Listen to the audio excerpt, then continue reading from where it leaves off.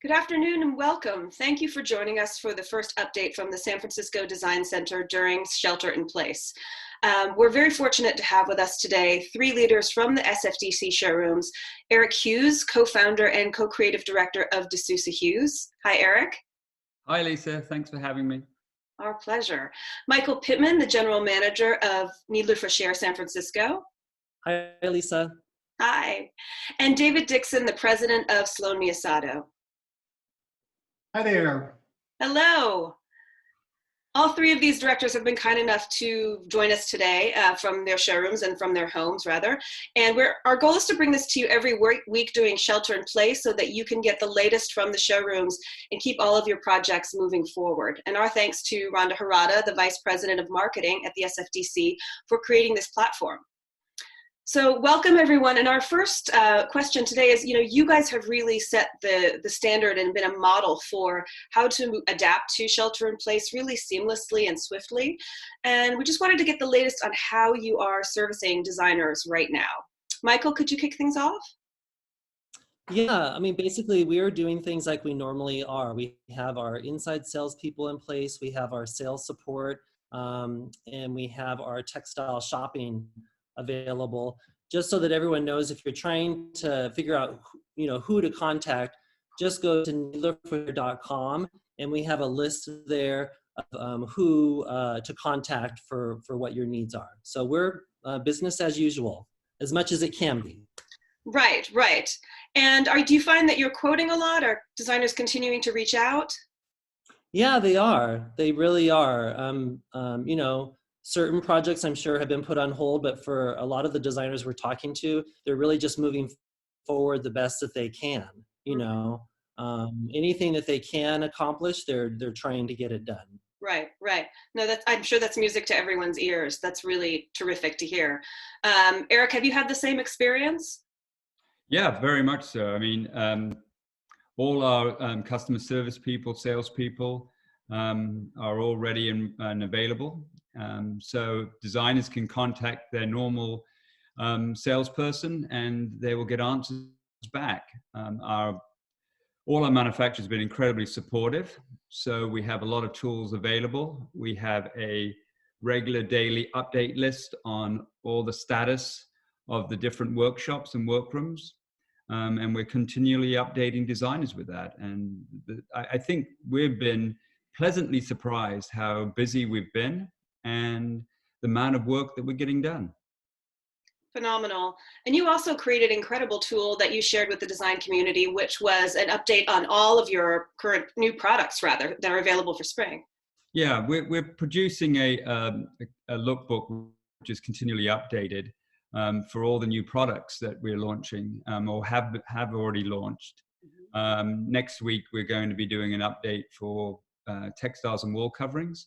So it gives the designer ability at their leisure to be able to review a lot of these new collections. Right. Also to set up virtual presentations, which a lot of my Rhodes team are doing right now, they've been very well received. Right. So I think we're sort of honing our skills a little bit here on how to work with clients in a virtual world. Exactly. And David, how are you finding your team is adapting and how are they receiving their clients? Well, it's certainly been a sharp learning curve for everyone, that's for sure. But luckily, we do have a cloud-based system, order entry system, so that we're able to continue quoting and placing orders and sending purchase orders to the vendors. And that's all working pretty seamlessly right now. So we're very pleased with how that's come together. As with the other showrooms, salespeople are in place at home, all working remotely, all having direct contact with clients and vendors. We've had great response from both vendors and clients.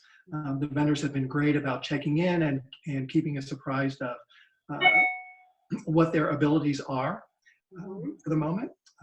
And so it's been really, really helpful.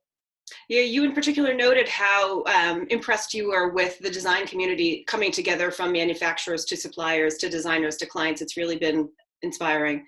Absolutely. It's so heartening. Everyone has, I think, approached this from a really heartfelt perspective.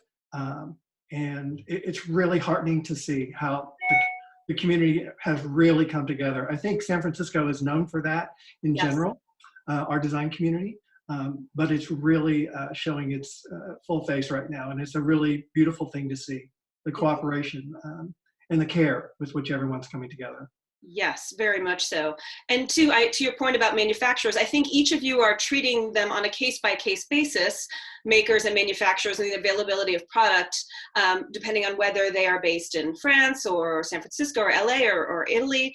Can you give us a little update on that, starting with you, Michael?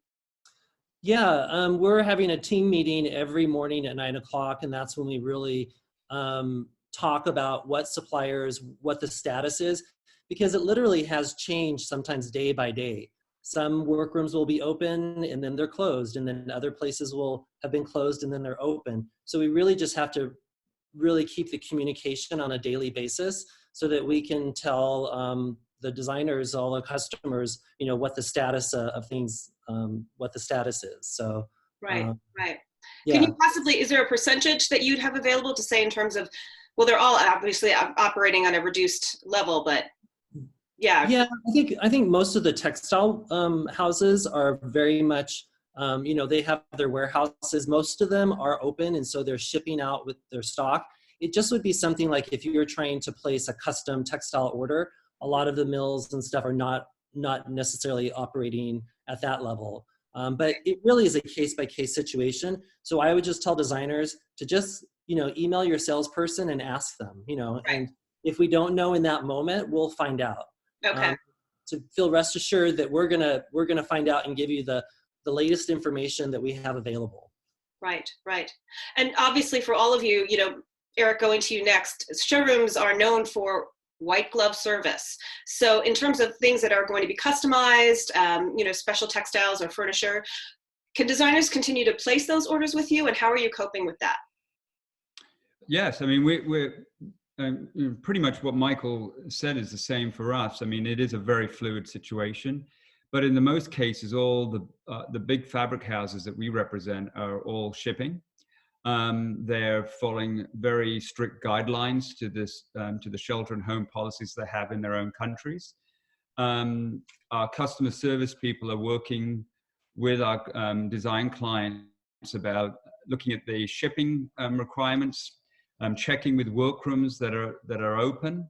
If not, making sure that goods aren't shipped out unless there's a workroom to receive those items. So as far as doing custom work, I mean, a lot of that work can be done. I mean, SFAs and DFAs are continually being produced with all our manufacturers. If there's delays in manufacturing, we let people know what the lead times are. In many cases, we haven't seen any major delays in production.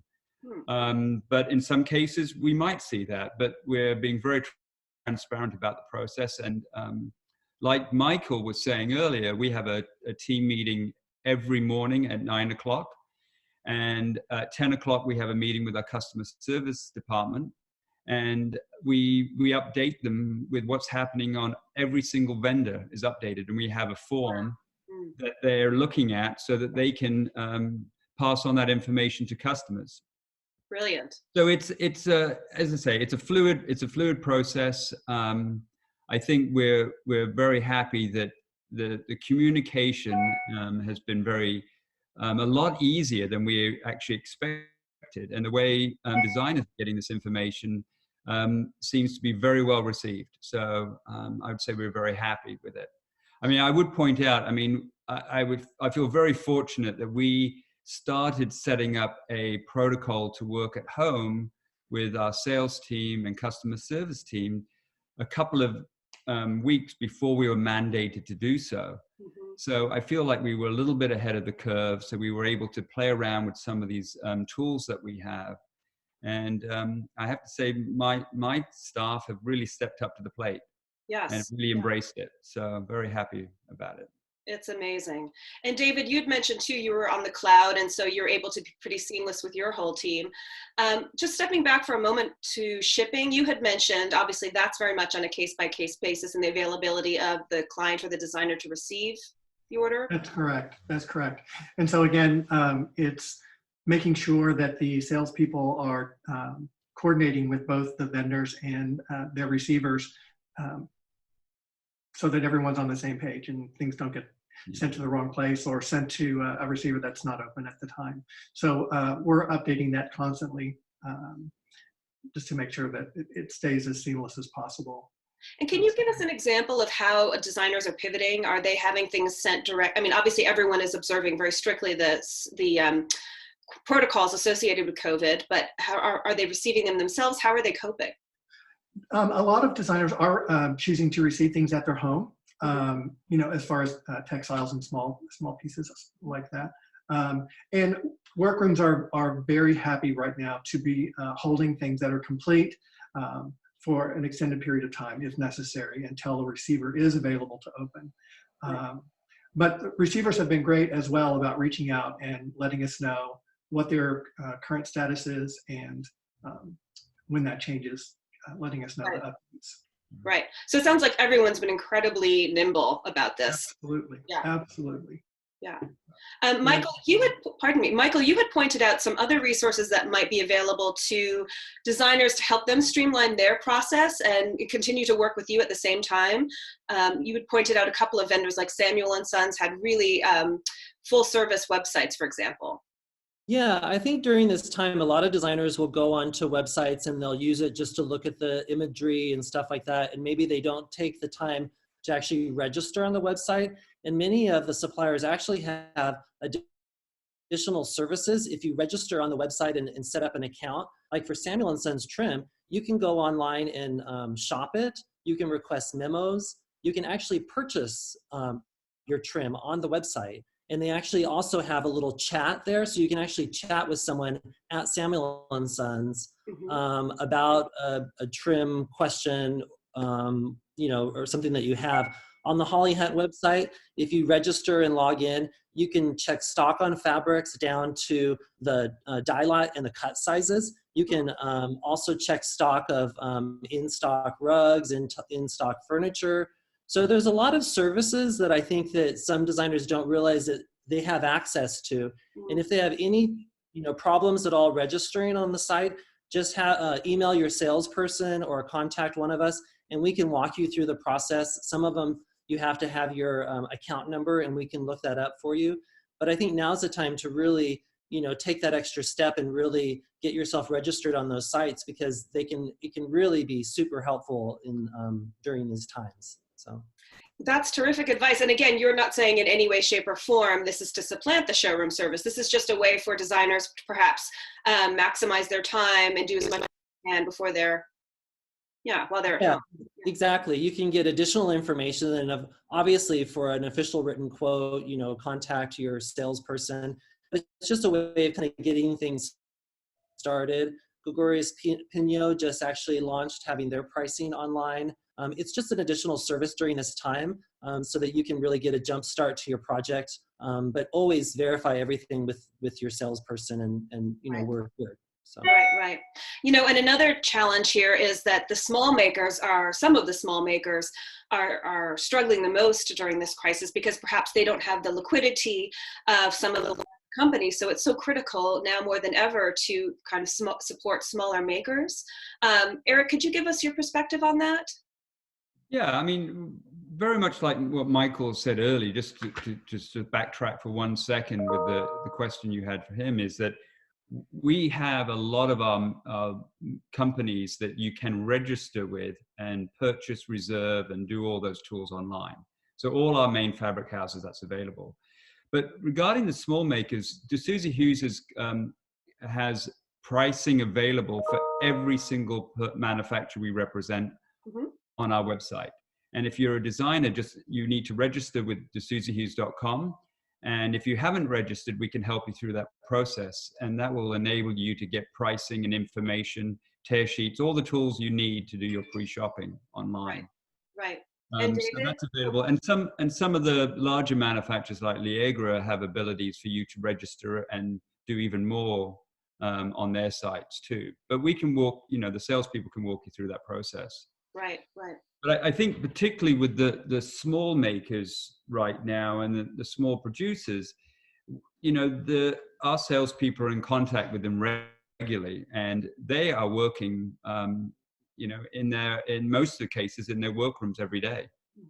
And a lot of the workrooms also, I might add, even if they're not open, they have people there receiving COM fabrics on a daily basis. Wow. So I think that's also available. But as I say, we're keeping everyone up to date as we have more information. And perhaps the term isn't struggling. Perhaps the term is more that obviously being small businesses more than ever, they could use support for our local makers, which all three of you are so conscious of. Yeah. David, something else that was interesting was this really swift transition from in-site visits by outside sales reps to virtual. Are you finding a lot of requests for those, or you've been able to get those going as well, right? Absolutely. Our outside sales reps have been really just keeping their schedules that they had in place before, and they're doing presentations virtually. And it's been very well received. People are happy to have the input and the connection, and it seems to be working really well. We're in the process right now of setting up for next week some vendor and designer Zoom presentations and just get-togethers so that vendors and designers can talk with each other directly. So I think that'll be a fun way for people to connect and to keep projects going as well. So I think that's really the bottom line for all of us. Just making sure that people know we are all here. We're here to do whatever we can to help facilitate your process. Yes. So that's kind of the bottom line for all of us. Exactly. And talking with all three of you over the past several days, it just seems like nothing has changed other than your location. Everyone is home working remotely, but everyone's open for business. So, us providing the same impeccable service you always have to the design community. We just wanted to do this update as an opportunity to share that with designers so that they know to be in touch with you just as they always have. And one fun note that you've all mentioned is kind of trying to stay connected socially as well, of course, right? So you've hosted some designer cocktail hours, and it's always great to see everyone's faces, right? Absolutely. We miss seeing everyone, so it's a great way to stay connected. The technology, obviously, that we're using now has been invaluable in that, keeping everyone connected. So yes. Well, any last yes. Is that as a community, all these showrooms and everyone here together, we're all communicating with each other. We're sharing ideas, and we're working collectively to really create the best experience for our designers right now. And I think San Francisco is doing a very good job working together as a community just to really help everybody out. And there's a lot of things that are happening behind the scenes that make us all become better at what we're doing right now. So I think it's been a very positive thing in some ways. Yes, we've all gone on the technology learning curve, and it's been really rewarding in that front. Yeah, challenging and rewarding. Yes. Michael, did you want to say? And I'm a recipient of that for sure. I was just going to say we did the shelter in place first, so San Francisco really is kind of setting the standard, and I would have calls with suppliers that have showrooms in other areas that didn't have shelter in place at the time, and they were all kind of asking us, how are you doing it? So I do think that San Francisco, like in many ways, is always setting the standard. So yes, and keeping the mantle of raising the mantle of technology and the intersection of technology and design and driving innovation, as you all always do. So we thank you so much for your time and for your leadership and good spirits. Stay well, all of you, and we will see you next time. Thank you, Alisa. Thank you. Lisa. bye, guys. Bye-bye. Bye, guys.